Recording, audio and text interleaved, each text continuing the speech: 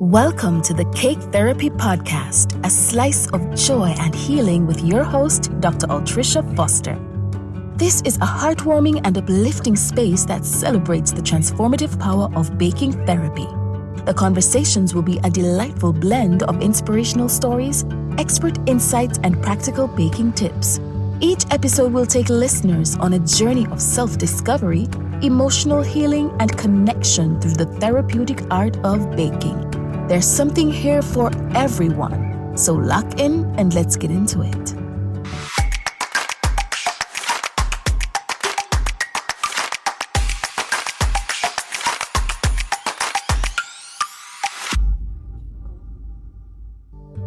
Hi everyone, welcome back to the Cake Therapy Podcast. I am coming to you from Jamaica.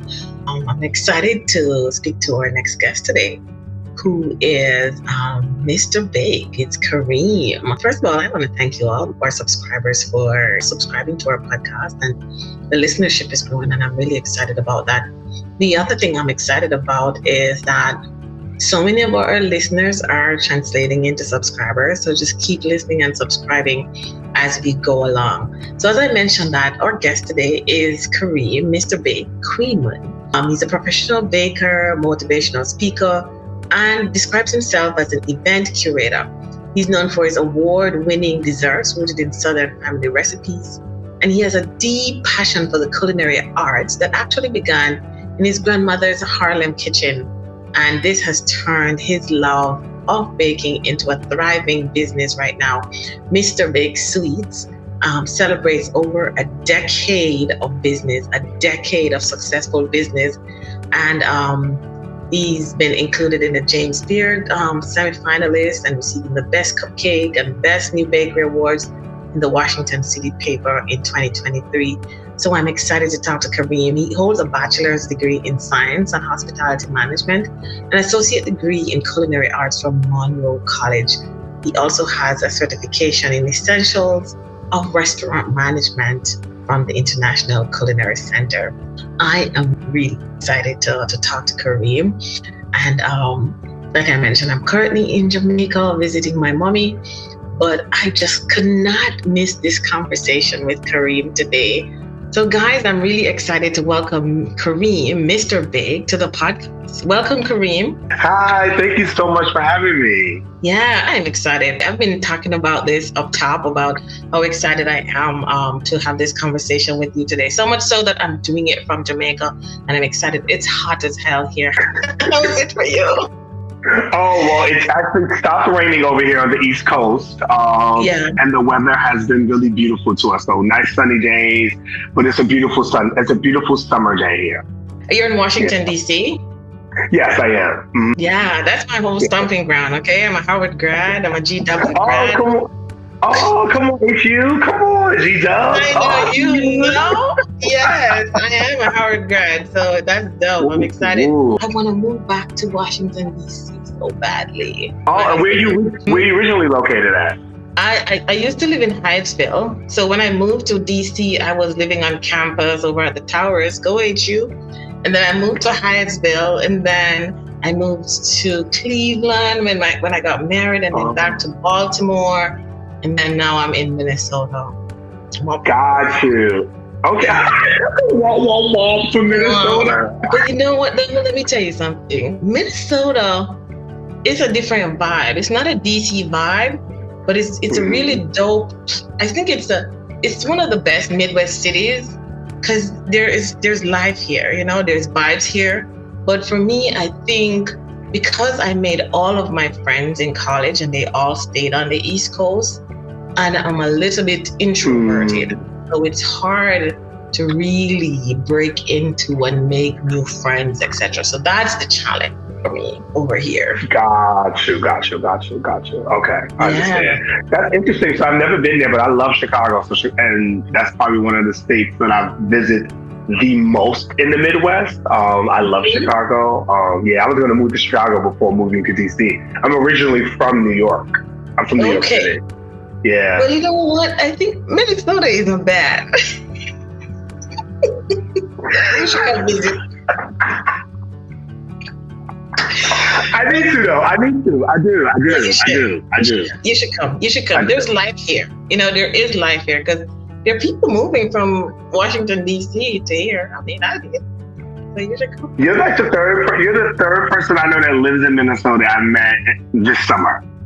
Yeah, and then our current vice president of Running Mate, he's from Minnesota, so you never know. No, you absolutely right. Let's go ahead and say our future vice president. Let's just put some energy in there towards that, please, Lord. Okay, please, Lord.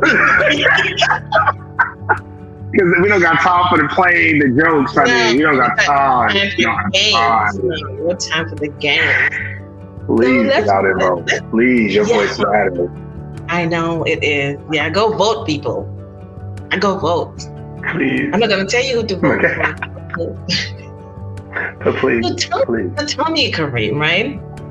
I love to hear about your earliest memories, things that actually sparked your love for baking. When I watch your work, I see passion and purpose. And then even hearing how the vision you have for your brand and your business, it tells me there's so much more there. So tell me, share with us how this. So like I said, I'm originally from New York City, Harlem. So big ups to Harlem World. And I fell in love with sweet, honestly. It was because I was being fat. Like I wanted to make a cake. My mom and my family is known for cooking. They do really, really well. My mother was an exceptional cook, but she wasn't a baker. That wasn't her forte.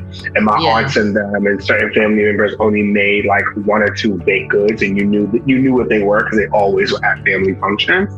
And then it will be the experimental things that show up. But I enjoyed those things. So that's where it started from. I remember telling my mom I wanted to make my first, I wanted to make a cake. And obviously she was like, I don't know how to do that. So we went and we got a box cake mix. It was the Jiffy box cake mix because, we love the Pillsbury Doughboy, especially as a kid, right? So I got that yellow cake mix with chocolate can frosting and put it in a pan. And then that just became I think I just was doing it for myself. And then middle school, I wound up having cooking classes in them. So I took the cooking classes at middle school, and that's what really solidified that this was the industry and the career path that I wanted to take for myself. Wow. So you didn't have anything else in mind. You were just all straight culinary. No. So there were other interests that I did like as a kid. I loved teaching. I thought I might be a teacher. I liked teachers. I actually liked school at one point. That's when the math started getting mathy, and I was like, get me out of here, right? But I actually liked going to school at one point. And then I also was interested in being like a lawyer because I still to this day, but not as heavy as I did. I used to always kind of I still challenge authority, and not in a negative way, but challenge the status quo. Challenge the way that we think and the way that we move. I've always been doing that. Like I remember, and just a little snippet because I know people watching to understand how I was challenging. My mom and I bumped heads a lot, but my mom would take her frustration out from her boyfriend at the time, and take it out on me and my older brother. And I remember telling her, like, at one point, if we strip away the titles of son and mother, we're still human beings. And where's the human being respect? Like I didn't do anything to you. It was just a genuine. So just how you understand how I was doing that. So I was interested in being a lawyer, teacher, and cooking, but that just, I don't know, something about creating your own in the kitchen. It was something about knowing that, especially when it came to baked goods, knowing that you were adding to someone's special occasion, like a wedding. You were lifting somebody up with a comfort dish. And then dessert, you were always the last thing people ate. So if yours was really good, you left a lasting impression because they're always leaving saying, whatever that dessert was good, that pudding, that mousse, that cake, that pie, that ice cream sorbet, it was good. Like I want more of that, it lingers. Yeah. So, outside of your interests or your many interests you have, becoming an attorney or just going in a different artistic form, when was the decision made, or when did you decide that you were going to center your life really around baking and sweets? It was literally seventh grade. Seventh grade, I did a lot of talks to myself. So I said to myself, this is the career that I want. I'm going to be a baker. I'm going to be a cake artist. That's what I said. I'm going to have a small neighborhood bakery. I was also very aware, aka you could say nosy, but let's say observant and aware, to be positive. And I watched the way in which my mom, who was a single parent, and many of my aunts are single parents, held their house down. I saw the way the community was being treated. So I just said that this was something that I was going to put into the community, but not only put this into the community, but make it a part of the community, and then start like nonprofits or give jobs to rehabilitating the men who were incarcerated, getting them back into jobs. Because I saw that a lot of people went to prison for like petty crimes, and that didn't make them a bad person. They didn't kill anybody. They just shoplifted to feed their families. You know what I mean? And because of the color of their skin, and the systematic stuff that's been going on, I knew that they weren't going to get the breaks that they needed. So I always was thinking about community since I was a kid. And I knew that and I loved baking. It really was just something that was fun to me. It kept me out of trouble. It kept me focused, and stuff like that. And my family loved it because I was able to be the one to start baking dishes for family functions and stuff like that. Yeah. So your grandmother is from Harlem. You were born? No, my mother and my aunts are all from the Bronx in Harlem. My grandmother is actually from a small town in South Carolina called Edenville, South Carolina. She migrated and had all her children, well, three out of four of her children in New York City. That great migration to have a better life and stuff like that. Yeah. I know. One of actually his family migrated from the South to Minneapolis. So I do. And that transition. So tell me a little bit more about your desserts and that Southern flair, that New York flair. Do you incorporate any of these things in your recipes? Yes, absolutely. Before I get into some of the dishes that I'm known for, a lot of my baking, and it took a while for me to voice in the community, as well as what I was bringing to the world. And that happened over the last like 5 or 6 years. And what I come to the conclusion is that I bake nostalgic, comfort, classic American desserts. You know what I mean? That just happen to be deeply rooted in African-American Southern culture and way of cooking. So you think, sliced cakes and then elevating them. Because, I've done custom and decorative cakes for a very long time, and people know me for that custom work between New York and DC and on national television. So I just found a way to incorporate art and beauty into something that would be rustic and very home-styled desserts, which I still offer, but how do you beautify something that reminds you of your aunt when you slice into it, or when you put your spoon into that? So I would say that's my style of cooking and baking. Very classic American nostalgic desserts. And then some of the things I never answered this part, I'm so sorry. And some of the dishes I'm known for, like my sweet potato cake, comes from my aunt's sweet potato pie. She was known, like I told you, she didn't make that many things, but she was known for her sweet potato pie. I didn't really like sweet potato pie growing up. Not that I was against sweet potato pie. I was more of a cake eater. I was just more of a cake ice cream eater as a kid. So I never really went to pies like that, unless they were like apple pie, double crusted fruit pies. So when I got an opportunity to make, to reimagine what my aunt's sweet potato pie would look like in a cake form, because I was doing cake, that's what I came up with, and that's became one of the staples. And then her banana pudding is something that she started out using instant, and then I took it, obviously being trained, I then converted it and made similar steps, but then to make everything from scratch. So the custard, the pudding, and everything is made from scratch. Your food and your so much familial influence, right? And for me, I started being just for myself as a hobby, to unwind, really to take my mind off of what was really happening. Since you've turned all comfort foods into these well-known menu items.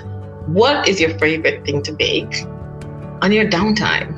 Not for clients, on your downtime. Okay. Thank you. Yeesh. One of my things, actually, new things. New things. I'm always myself. Like, I'm in a space of wanting to work back with more work under a pastry, just for like a few stages, because I never really focused on plated desserts, honestly. And I'm like, I want to get into that. I want to challenge myself. So I'm always interested in creating things or working on things that are new to me. It allows me to just drift away in what I'm making and really focus on, that dessert and what that end result is going to look like. And then taking that end result and then tweaking it from there. Yeah. Yeah. You know what? I love hearing you mention that you liked experimenting with food, because one of the questions I had is when I was reading through your notes, I'm like, okay, he's a James Beard semifinalist. He's been on TV. He has all these awards.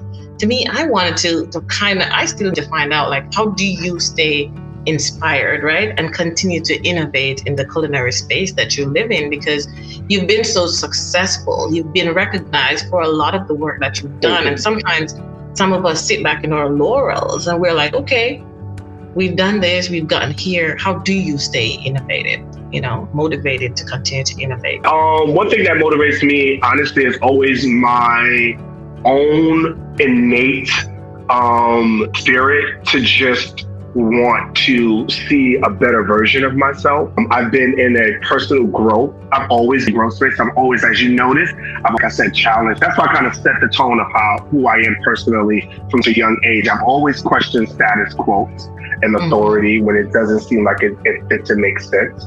Yeah. And then it comes to that. How are you showing up? How can you show up differently? Like one of the mantras, I don't know all of them right now, but some of the mantras I had on my bathroom mirror is, how can I become more human? How can I let go and accept? So just always changing, always challenging myself and being courageous. And even more so now, stepping into fear, grabbing fear by the neck and saying, I'm scared, but I'm still going to do it anyway. And then sometimes, baby, I just told the youth the other day on Monday, literally a week ago, I don't know what I want to do and stuff like that. And I don't know if I want to be in culinary or not. And I said, let me tell you something. Half these adults don't know what they want to do. We are all, some of us, the wind, and things are just opening up to us. And some of us are really just saying, you know what, I'm going to just go to this award show or something. And then next thing you know, you meet somebody who then thinks of you in 2 or 3 weeks or a year later and offers you an opportunity. And you're like, heck yeah, I want to do that. You get what I'm saying? Then you become aligned to it. Yeah. Another thing that I do is I'm intentional about the energy, about what I feed myself. And when I say feed myself, not only through the foods that we eat, but also through the social media, any kind of media that I consume. I don't watch the news often because that doesn't spike my keep them high often. My algorithm on Instagram is created towards me. So I make sure that I put notifications on, like for you, if I like the work that you're doing and you're speaking to me, I'm going to follow everything that you're doing. And I don't care about you seeing me like all your likes or me commenting to your posts. I don't care, because I want your stuff to keep coming up because you are an inspiration for me. And that's what I want to get fed. I don't want to get fed the other stuff that I see or other stuff that I could see. So I'm very intentional and mindful about that. And then allowing myself to be. And I'm going to end it off with this. It's okay to just sit. It's okay to just relax, because those are when things come to you. I started working on books 2 years ago because I took a solo trip and it said you should start writing. And I started writing. Okay. Yeah. That's it. That's just what I do. I'm going to listen to myself, my intuition, and also listen to yourself. I learned along my journey that I need to listen to my intuition. For those who are spiritual or religious, you already know if you are a piece of God and God is in you, then therefore that's what you should be listening to and follow that and follow that. So that's just it. I'm literally listening to what my spirit, my leading person in my life, my higher calling, is following me to become and to be. So that's all I'm doing. Yeah. To be. To me, I believe I need to adopt the old habit of having mantras. How can I be more human? I love that. How can I be more human? Yeah. Yeah. Strip away your titles. You're a human being at the end of the day. Exactly. Strip away all your titles. You're a human being. How can I? And being human means how can I live with more light? How can I live with more love?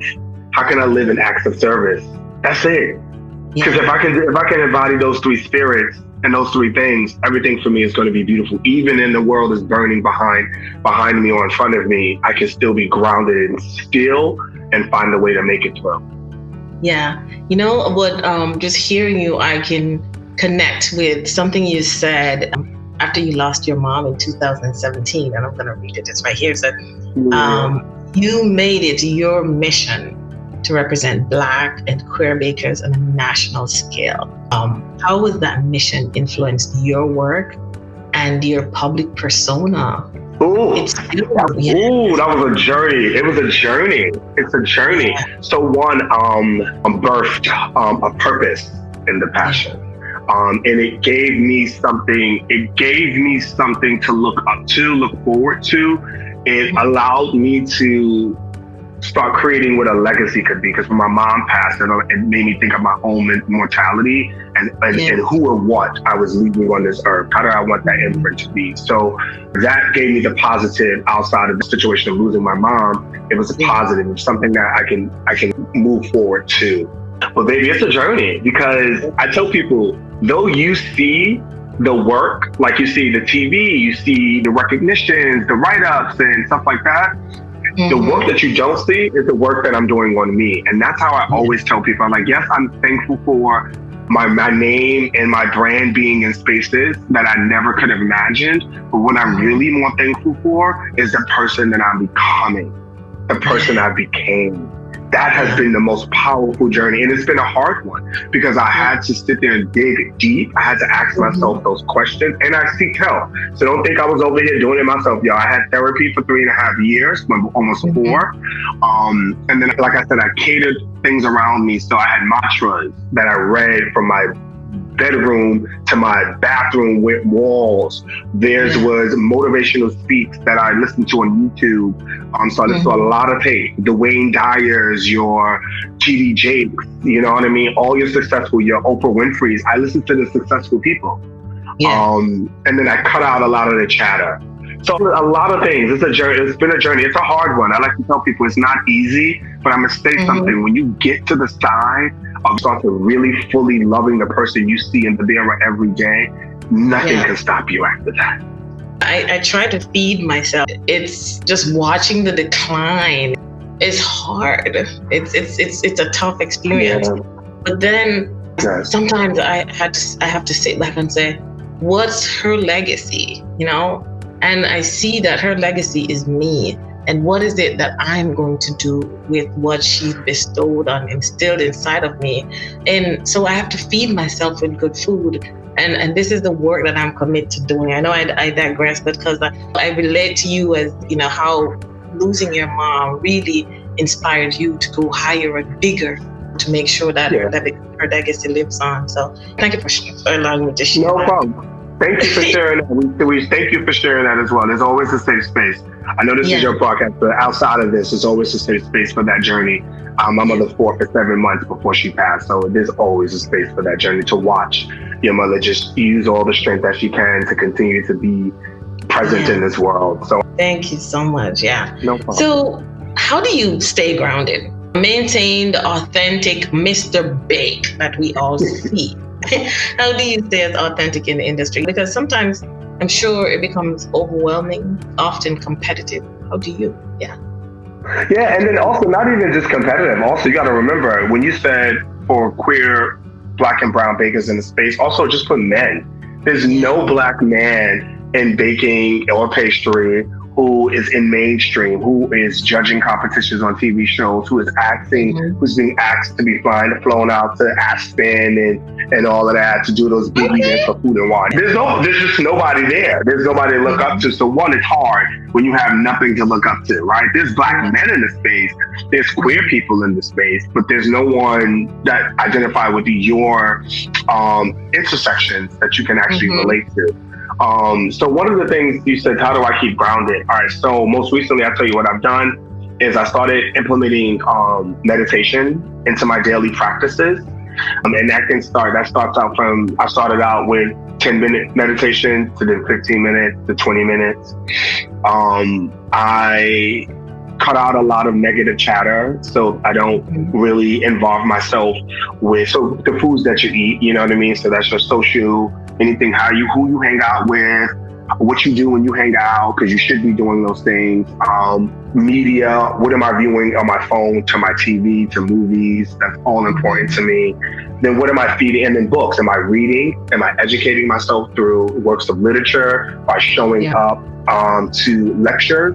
Because those people who are speaking or that are inspired by them. So I'm always feeding myself those things, and then allowing myself to be still and just exist in the space of my own. So if it's my room, my home, I have a backyard, just existing, because those things connect me to my ancestors and allow me for my mind to just wander and create things. And then bake, obviously, and then baking is still a single source of solitude for me. But just those are things I do. Can I just tell people, find things that you do that you enjoy doing by yourself and with a small group of people. Or remember, if you don't know what that is, think about what you did when you was younger, when you needed to escape really quickly. For me, I walked, coming from New York.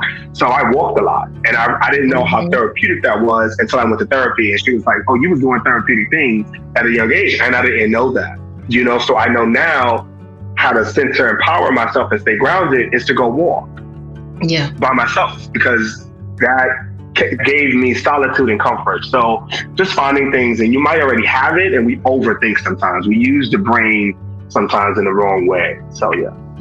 I like how intentional you are about prioritizing you, mental health, and how intentional you are about taking scans, taking a full body scan and then taking environmental scans. Talk to us a little bit about that, because, we have a lot of young bakers who are listening. We have a lot of youth who are listening, because we're hoping to inspire them. Talk to them about how important it is to be intentional about themselves and their spaces and their environments and everything that they're consuming. I know you mentioned it a little bit, but just go deeper for me. Talk to them. Take it away. It's honestly, it's very important. Sometimes we are trying to control everything around us and not controlling the one entity that we have the most control over, which is ourselves. I cannot control how the weather is going to be when I wake up. I cannot control that there's going to be traffic if somebody got into an accident, but what I control is how I show up. How do I respond to the weather when the weather's bad in the morning? You know what I mean? How am I controlling that if I know that I don't like physically the way my body looks, and I can make changes to that by eating right, by working out, by implementing positive things into my life? We overthink. I told you, we use the brain wrong. We use it to overthink, to get ourselves, like, how can we get this other person to do what we want them to do when we should be getting ourselves to doing the things that we want to do, and then watching everything else conform around you. Being courageous, being fearless. And I'm gonna tell you, being fearless does not mean to eliminate the fear. No, it's still going to be there. It's an active emotion, and we all fear it. Beyonce fears it, all the way down to your mother feels it. It shows you how human we all are at the end of the day. But what Beyonce does that you or your mom probably haven't done yet is she grabs the fear by the neck and she says, I'm going to bring you along. And what happens is the fear then diminishes because you stepped into it. And what you get is a new version of yourself. Don't be afraid to challenge yourself and to become somebody anew. Don't be stuck into the systems that society have put in place, and the characters and the categories and boxes that they label you in, so it makes sense for them. You get what I'm saying? If you are, and this is who you want to show up in the world as long as it's, like I said earlier, it's light, it's love, and it has to do with some type of forms of acts of services, you are in the right way. You're going in the right direction. And I'm gonna tell you real quick, when you start loving yourself even more and doing that work, you're going to start seeing everything around you change. Even the people that you want to be around, the people that or how they talk to you and show up for you is also going to change too. But I say this, because I said a lot, for young folks who try to digest this, one foot in front of the other. That's it. One foot in front of the other. Be courageous, be fearless. You ought to have been fearless and courageous as you were. Listen, you are everywhere. You've been on numerous national television shows, okay? You must be fearless and courageous. Yes. And these are in competitive environments. It takes that kind of courage and that kind of fearlessness. You've been a guest, you've been a judge. How do you approach these opportunities, Kareem? Trust me, how do you represent yourself in each and every one of these opportunities, your business and your community?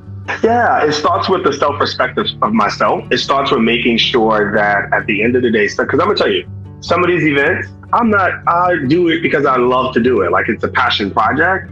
But also knowing that you're getting something out of it. You know what I mean? Not only are you giving the organization or the group of people something, you're getting something out of it as well. And that something out of it is just occupying the space, or something like that. And having other people see you in a space they've never seen that your type of being in the space before that they resonate with so much. That's number one is what something that I do. But what I also do is I negotiate now. I realize I have negotiating power. You know what I mean? I read a book. It's called How to Influence People, How to Win Friends and Influence People. Dale Carnegie is the author of that book. And in that book, it tells you how to, when you are pitching or speaking to someone, you speak to them in a way of, hey, this is why you need me. This is why I'm going to be a great addition to what you have going on. Because what you have already been able to do is this. And now adding my type of being there is only going to elevate you. You make it look like it's the good for somebody else, and they are always in the win because you already know what world we live in. You already know if you live in America, it's capitalistic and it's always a what can you do for me type of situation. So you always pitch it up to the point to make them look good and just say, all I'm doing is the sprinkles on the cake. Okay, you are the entire cake and I'm just the sprinkles and I'm thankful for that opportunity.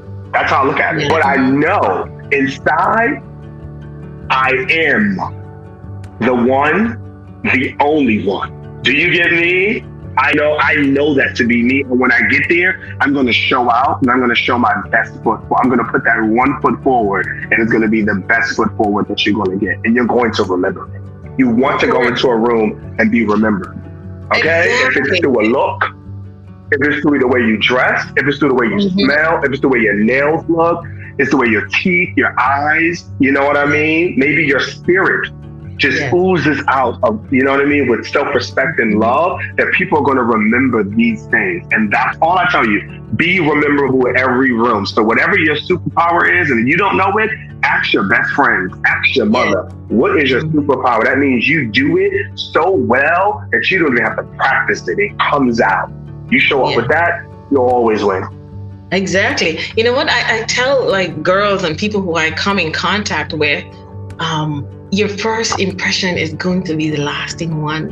And if you get a second one, you have to continue to make impressions in every space you go. And you're right. See, girls, did you just hear Mr. Bake seconded what I just said? You have to show up for yourself. Presentation matters. It matters. And we keep thinking that it doesn't. We matters and we have to represent. Listen, how we show up is our resume sometimes. Put that heel on and step in there, clean up, show up. So absolutely, you speak so much about you speak to service and serving the community, and you do have a spirit of service. Believe me, I am connecting with how you want to serve and you want to show up for your community, and that's what I do with my foundation, right? Want to serve the community. I want them to have what I have. I just want them to survive, and I want them to feel valued, and I want them to feel that they can thrive. How does this influence your work and your mission? This service. So service to you. I bring about the act of service a lot. Dr. Martin Luther King Jr. said it best. Not all of us can be famous, but all of us can do good. And goodness is due to acts of service. And It is important to me because community was the baseline to save me, to keep my train on a good track when I was younger. When it starts out from the neighborhood of family, not making me feel different because, let's say, I was a little bit more feminine as a kid. You know what I mean? They still embraced me with love. So I'm thankful for being born into a family. That's how it started, right? That's my first level of community, my first level of service, my first level of love. Then second, from that, I watched how the world around me was breaking down and listening to the chatters of the news. I grew up in an era and in the time frame of the Century Park Five. Grew up in the era of O.J. Simpson and Rodney King beating in death. So you have a Black mother, and also in the drug epidemic. I bring all of that up because that was what influenced me to say, I want to be a pillar for my community. And one, as a kid, realizing that I wanted to be a pillar for my community. The next level was me growing up, identifying being Black and gay, and what that looks like. And the ballroom community and the gay world and the gay community opened my eyes up to that. It showed me the different colors of who we could really embody as a being. And I take all of that and say these are precious communities. These are, first of all, as being Black and being queer, we already know that we have been stolen and stripped from and not being represented for the talents that we have. And that goes along the entire Black diaspora, as you coming from Jamaica and watching foods and things that you culturally eat, and they come and they appropriate it, and you go, well, why are you not shouting out, you know what I mean? All the people that I know to make that, and this is where this comes from, and things like that. So it becomes very important to me. And then it also becomes important that people see themselves. Yeah. If I remember I was a little kid watching Food Network and watching Emeril Lagasse go bam. And imagine now, right? There's a little kid who's watching Kareem on Kelly Clarkson, who's watching Kareem show up and speak to them at their school, and say, yo, he's really down to earth. And he gave me his Instagram and have his email. He talks to me. Oh my God. Like, you know what I mean? Like, they want that representation and relatability. And that's what I'm here for. I'm just here for, I was blessed to be instilled with this purpose, and I'm going to live it out until the day that I have breathed to my last breath. Yeah, absolutely. Accessibility is key. Accessibility is key to relationship building and community building. And like you, I wrote a book. It's called Cake Therapy, How Baking Changed My Life, right? I ran up into this baking thing and it changed my life completely.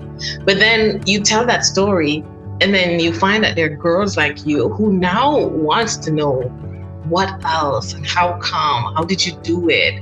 How, and then tell you that I want to do it too.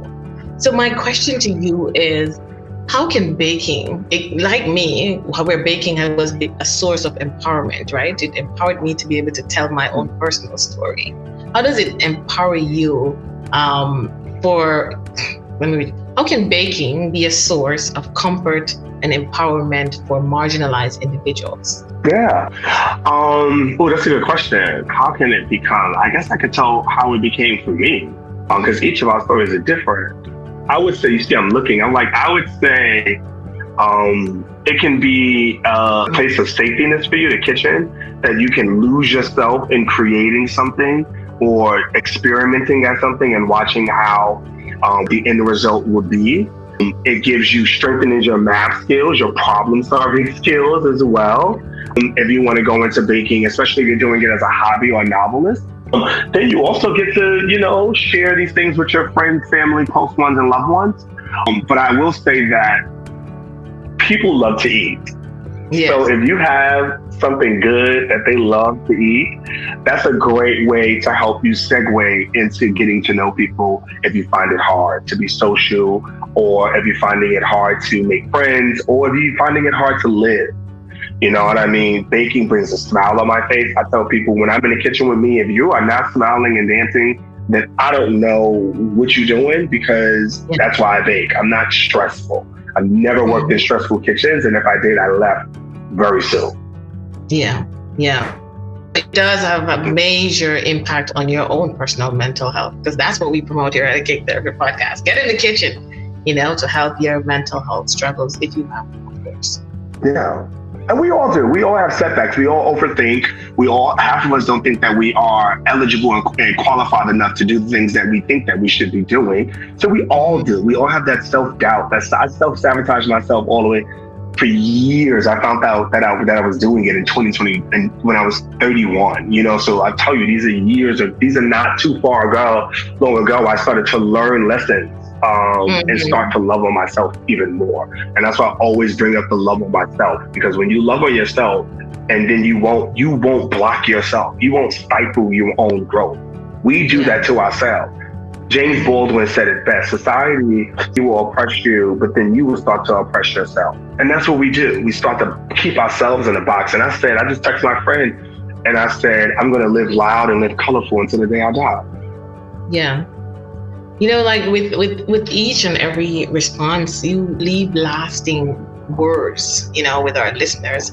And I have to take a walk into, your motivational speaking aspect of your life.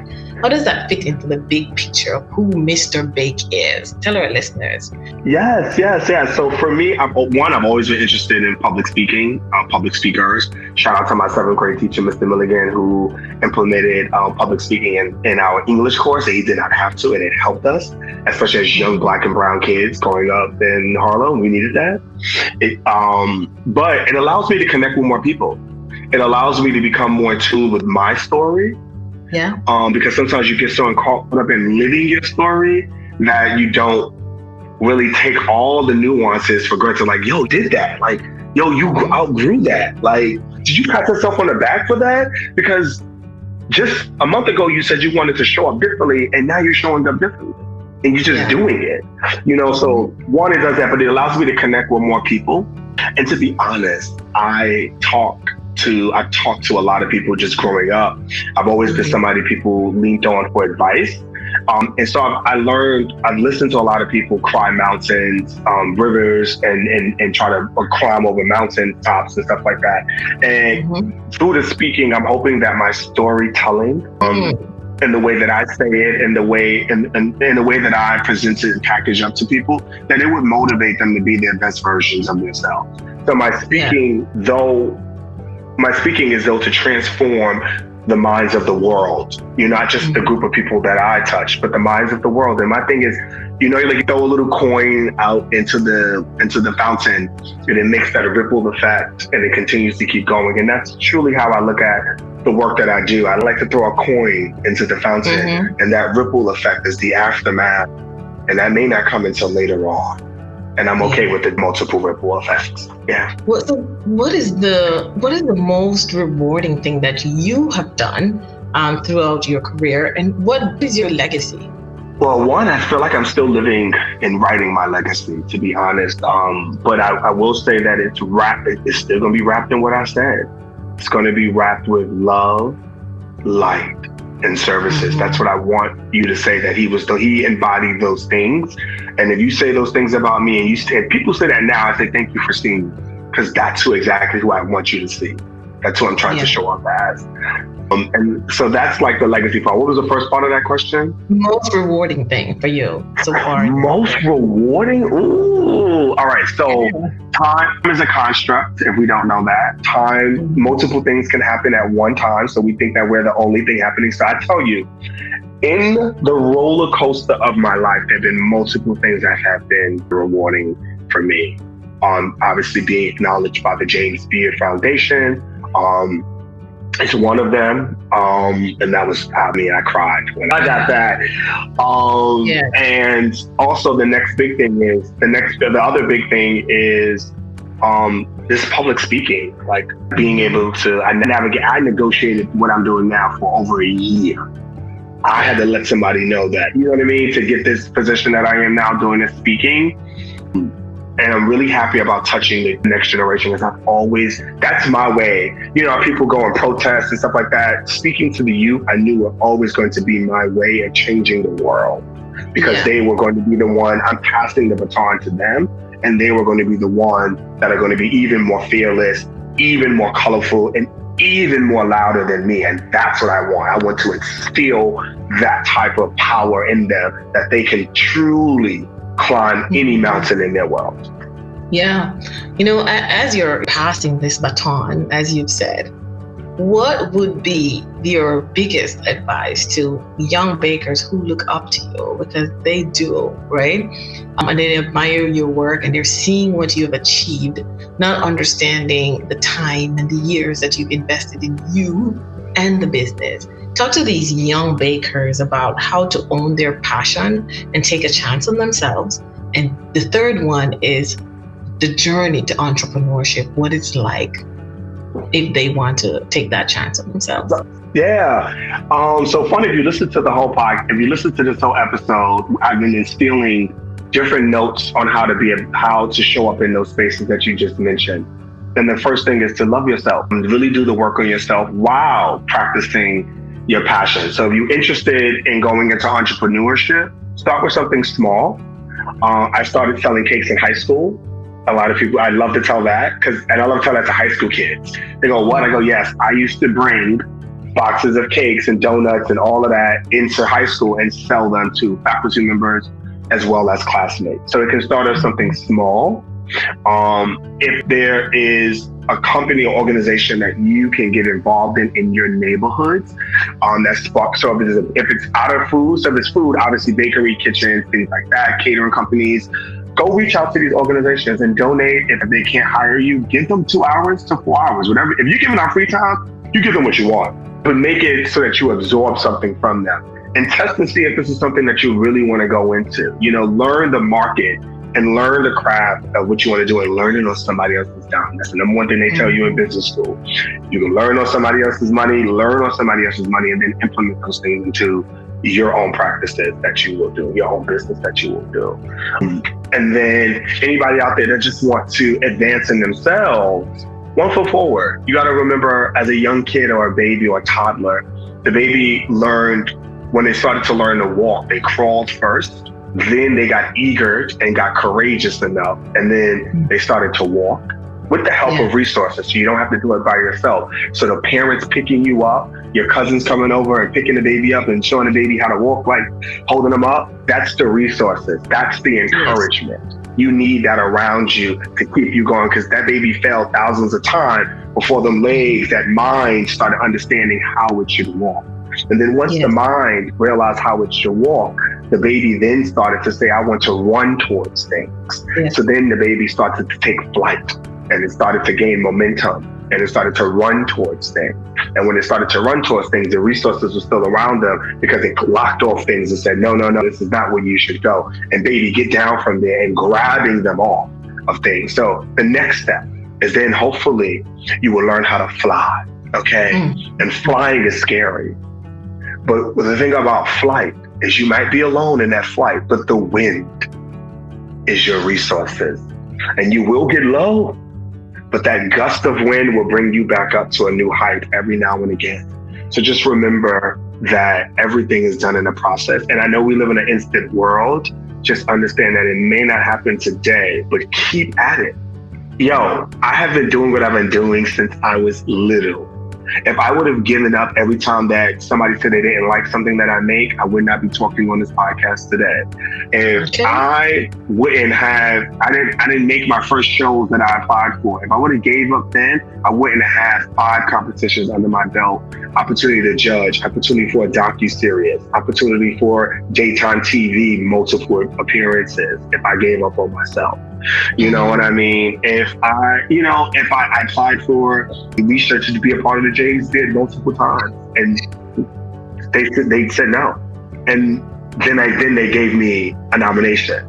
So sometimes you got to dust yourself off and keep trying again. And those battle scars are the stories and your testimony, and that is the validity that will keep you going.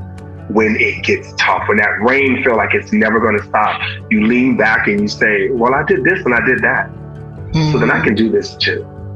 Woo-hoo. I feel like I should. Hope I answered those questions. Of course you did. I feel like I should be doing a praise dance up in here. Okay, I'm from a Pentecostal church, and I should be like doing a Bishop Moss right now. Okay, because you just took us to church. Should I be doing Bishop Moss? Thank you. Oh my goodness. Thank you so much for sharing and pouring into this podcast and our listeners. And, I took from that, it's simple, like one step forward, courage, be fearless, believe in yourself, do it with love, do it with light, right? So into yourself and your abilities and your power and whatever it is that you believe your purpose and passion is, go after it. Tell me what's next for you. Because Jesus, that was good. Yeah. What you doing next? Oh, yes. So for the food brand, part of the brand, we've been developing this for a while now. We're getting into packaged goods. We have been developing dry mixes as well as ready-to-eat mixes, and then hopefully we'll start creating a larger brand down the lines.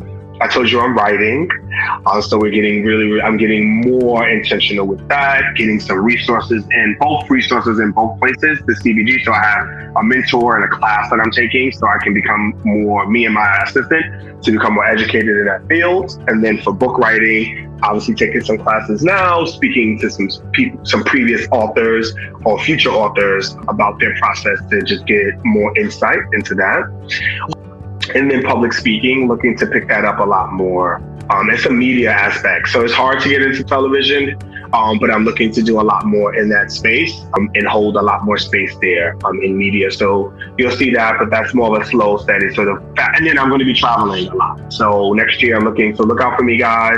It's MrBigSweets.com and sign up to the newsletter or Mr. Big Sweets on Instagram because I'm going to be in your city. And would love for you to come out and support doing weekend residencies and pop-ups with other chefs and things like that. Absolutely. Mr. Big, Kareem, thank you so much. It's been an honor for me, really. I've been fed, and it, rarely do I sit, because, like you're going through these conversations and your producer sends you notes and you're trying to make sure that you get everything. But I've been so engaged and in tune, and I received so much. I've received so much from you today, and I'm hoping that our listeners have received even double what I've received, right, in this space. And I hope they've received their slice of joy and healing. And then when the podcasts are so good, I just wish people receive the entire cake, not just a slice of joy. And I am just so grateful. The girls who I advocate for on a daily basis, I know they have learned and they will have received whatever it is that you've sent them through the airwaves today. And so thank you so much for your time. I want to thank our listeners for being here. I want to thank our subscribers for subscribing. Continue to support the Cake Therapy Foundation for Girls. Mr. Big, thank you. I'm filled. Believe me, this has been like a pleasure. So thank you for coming. Thank you. Thank you for having me. Thank you for tuning in to the Cake Therapy Podcast. Your support means the world to us. Let us know what you thought about today's episode in the comment section. Remember to subscribe wherever you get your podcast. And if you found the conversation helpful, please share it with a friend. Also, follow Sugar Spoon Desserts on all social media platforms. We invite you to support Cake Therapy and the work we do with our foundation by clicking on the Buy Me a Coffee link in the description, or by visiting the Cake Therapy website and making a donation. All your support will go towards the Cake Therapy Foundation and the work we are doing to help women and girls. Thanks again for tuning in, and we'll catch you on the next episode.